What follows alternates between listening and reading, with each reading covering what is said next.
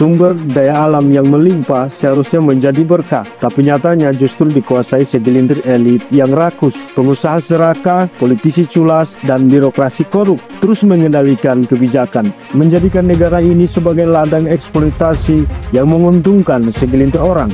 Sementara itu, rakyat hanya kebagian sisa, kebagian ampasnya menghadapi harga BBM yang makin mahal dan beban ekonomi yang semakin berat menderita di negeri sendiri. Ironisnya, demokrasi yang katanya memperjuangkan keadilan sosial justru melanggengkan ketimpangan. Sistem pendidikan lebih fokus mencetak pekerja patuh ketimbang individu yang kritis. Akibatnya, pola pikir pragmatis dan budaya korup diwariskan turun-temurun. Yang jujur malah susah, yang licik makin berkuasa.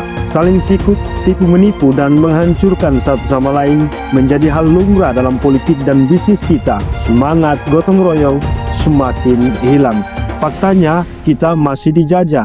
Bukan dengan senjata, tapi lewat skema ekonomi yang dirancang untuk membuat kita terus bergantung. Lihat saja kasus dugaan korupsi minyak mentah yang sekarang diselidiki Kejaksaan Agung. Pertamina Subholding dan kontraktor-kontrak kerjasama diduga bermain dalam tata kelola minyak yang justru merugikan negara. Seharusnya minyak mentah yang diproduksi dalam negeri diprioritaskan untuk kebutuhan nasional. Tapi yang terjadi, minyak diekspor dengan berbagai alasan, lalu kita dipaksa impor dengan harga lebih mahal.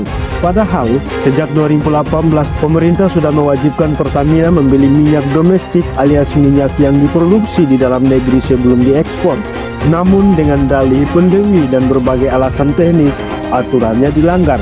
Hasilnya, mafia migas makin berjaya, impor jalan terus, harga BBM terus melambung.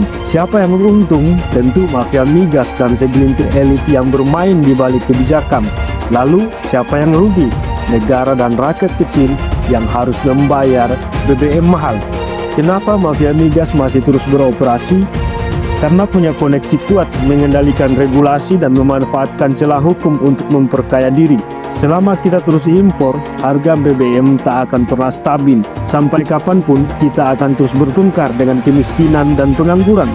Dan subsidi BBM yang seharusnya untuk rakyat malah bocor ke kantong-kantong mafia. Sekarang, Kejaksaan Agung mulai mengusut kasusnya, menggeledah kantor Dirjen Migas untuk mencari bukti. Tapi apakah mafia migas di Indonesia benar-benar akan tumbang?